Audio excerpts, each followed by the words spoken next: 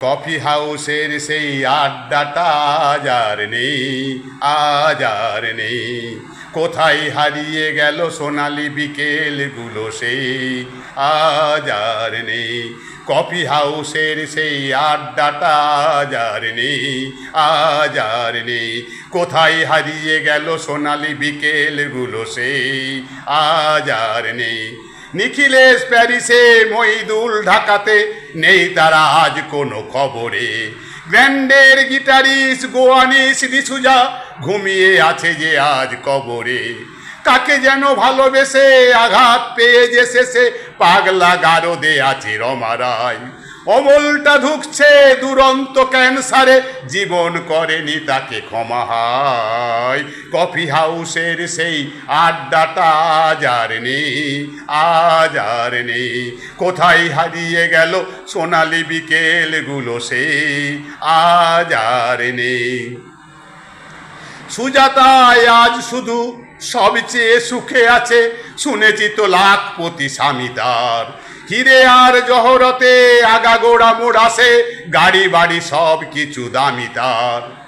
Art কলেজের ছেলে নিখিলেশ সান্যাল বিজ্ঞাপনের ছবি আঁকত, চোখ ভরা কথা নিয়ে নির্বাক শ্রোতা হয়ে ডিসুজাটা বসে শুধু থাকত।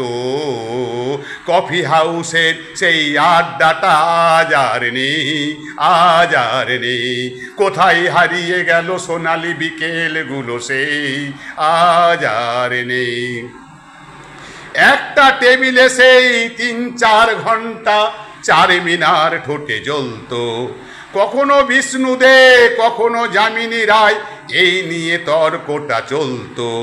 রোদ ঝড় বৃষ্টিতে যেখানেই যে থাকুক, কাজ শেষে ঠিক এসে জুটতাম। ৪টেতে শুরু করে জমিয়ে আড্ডা মেরে 7:30টায় ঠিক উঠতাম। কফি হাউসের সেই আড্ডাটা আজ আর নেই। কোথায় হারিয়ে গেল সোনালি বিকেলগুলো সেই আজ আর নেই।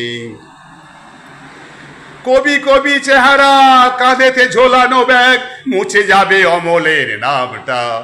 একটা কবিতা তার হলো না কোথাও ছাপা, পেল না সে প্রতিভার দামটা। অফিসের সোশ্যালে অ্যামেচার নাটকে মালারাই অভিনয় করত, কাগজের রিপোর্টার মহিদুল এসে রোজ কি লিখেছে তাই শুধু পড়তো।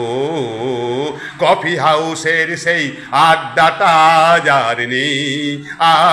আর নেই। কোথায় হারিয়ে গেল সোনালি